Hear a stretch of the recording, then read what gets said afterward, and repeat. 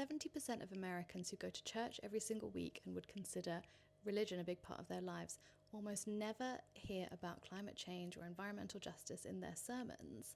When asked, do you believe that God created the earth and entrusted humans to take care of it, pretty much unanimously they all agree with that.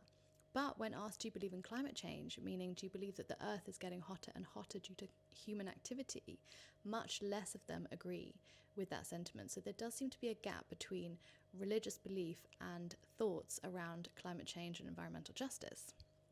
This data was collected by a really cool organization I met in America called Creation Justice Ministries, and their whole mission is to close this gap. And they work with all different denominations across America, helping to stimulate conversation and action around environmental justice. And as a result, Christian communities across America are taking all sorts of amazing action together.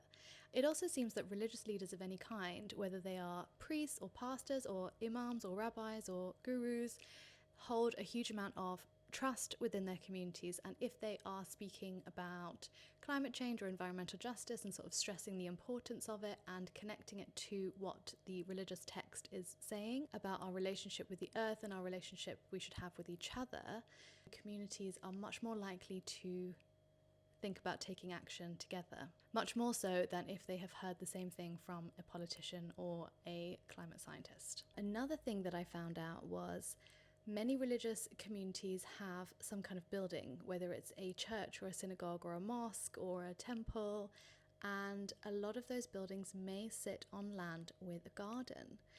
And some religious communities are thinking to themselves, how can we use that garden to potentially grow food?